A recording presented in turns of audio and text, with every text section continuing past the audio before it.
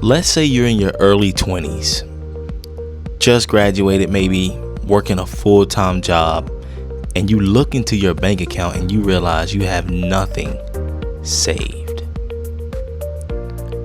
What would you do? You probably say, oh, I need to create a budget. I need to stop going out to eat, spend less money, and maybe even deprive yourself from having fun in general because you need to get some sort of money or income into your savings account. But let me tell you what I would do if I had to start over. If I had $0 in my account, how would I create wealth in a timely manner? This is the brick by brick wealth building framework.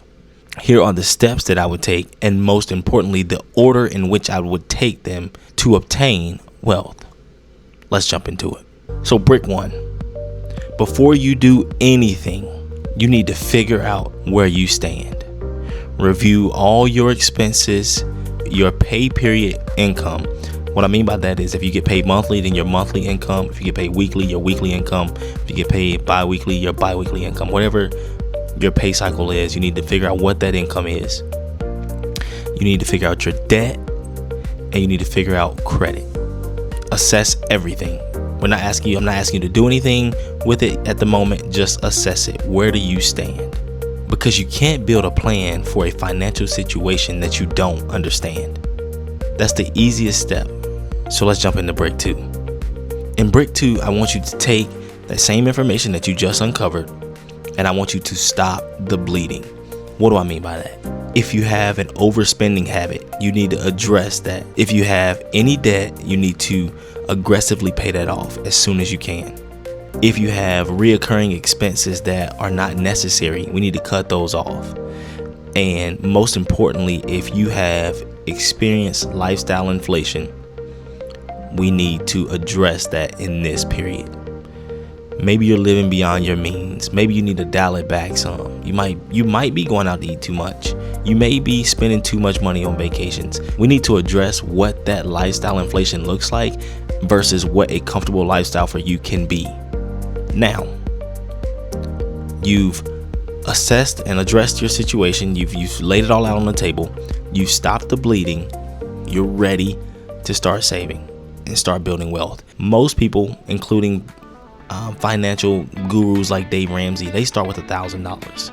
And that $1,000 is not to save you when you're in a pinch or to make you feel like you're rich. It's a mindset and a psychological feeling when you save your first $1,000, because it's like, okay, I really achieved something. I remember when I saved my first $1,000, I was actually in high school and I had saved all summer and I couldn't wait till I reached that $1,000. Like every paycheck that I worked was going towards reaching that first $1,000.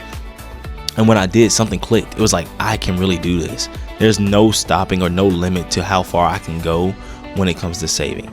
So save that first $1,000 if you can, just so you can build your confidence level up and show yourself and prove to yourself that you can do this. That's brick 3. Now brick 4. Most people would tell you to build an emergency fund. I don't know if I necessarily agree with that. I do agree with having emergency funds ready and available, but intentionally building them will come. If you save money, you have an emergency fund. So I don't really know if you have to address that as a brick in this case. What I would say is, though, automate your savings in any way you can. So if you just started a job, or maybe you've been working a job, you need to go in and talk to your HR department or whoever you need to talk to make sure a piece of your check each pay period goes directly into your savings. I do this myself. My wife does this, and it helps us automatically save without trying. We don't even think about the savings. It just happens naturally because we've automated that. When you can take out the decision-making process, you automatically become disciplined. You've created a system that has caused you to be disciplined, which most people lack, which is why they can't save and can't generate wealth. And naturally, once you automate that savings and you don't touch that savings, your emergency fund will be built. So that would be brick 4. Automate the savings to naturally have an emergency fund. And before I get into brick 5, you stayed this far and hopefully you're finding value in these bricks that I'm giving you. We do this constantly on the channel. Our 3 main target areas are life optimization, financial advice, and career advice. We would love for you to subscribe to the channel and like this video. Now let's jump into brick number 5. And this is probably the hardest one to do, yet can be very simple. And that's increase your income. You're never going to get wealthy if you just do the same thing and make the same money and save. Your biggest wealth generator is your income. I'm not saying you need to quit your job today or tomorrow. I'm not asking you to go and beg your manager or your supervisor or to beg the powers that be for a raise. But what I am telling you is that you have to increase your income. Whether that's picking up a small side hustle or doing small little gigs. I'm not a huge proponent of trading your time for money. I would never be a fan of that. We have a limited amount of time on this earth and more money than we could possibly imagine out there to get. So I would never say trade your time for money. However, there may be an opportunity for you to pick up an additional income for a short period of time to get yourself ahead and to increase that income. Maybe you can build upon your skills and eventually move into a different field.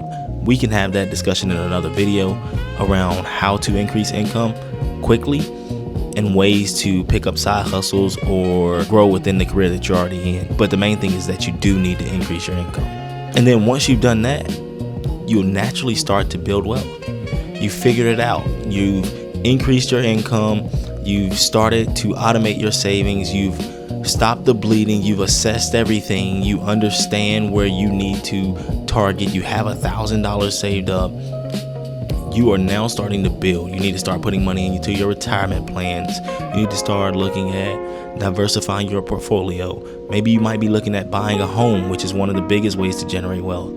And that's an opportunity for you to take control of what your next step should be. Do I want to start with my retirement? Do I want to start with a home buying process? Or do I want to start with smaller things like investing in stocks and bonds and mutual funds or something along those lines? So once you get to this point, there's freedom within the framework.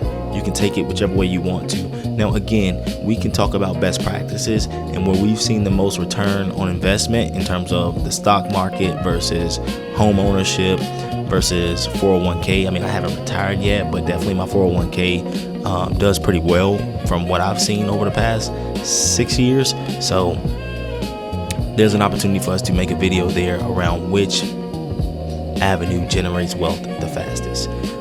But most importantly, invest in yourself.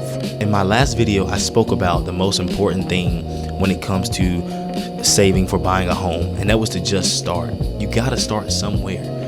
Hopefully this framework gives you that starting process. Hey, this week I'm going to assess everything. I need to assess my expenses, my income, my debt, my credit score, or my credit. I need to assess all of this and figure out where I'm bleeding, and then I need to stop that bleeding.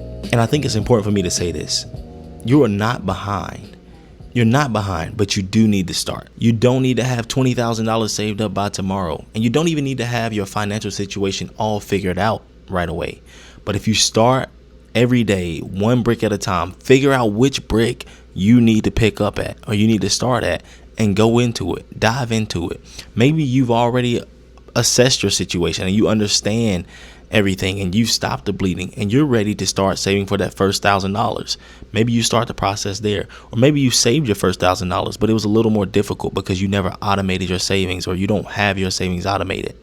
Then maybe you start there. Figure out what your next brick is, because that's how you build a better financial life. It's one decision, one habit, and one brick at a time. If you're building your life alongside me, I encourage you to subscribe to Brick by Brick, and I'll see you in the next one. Let's do this.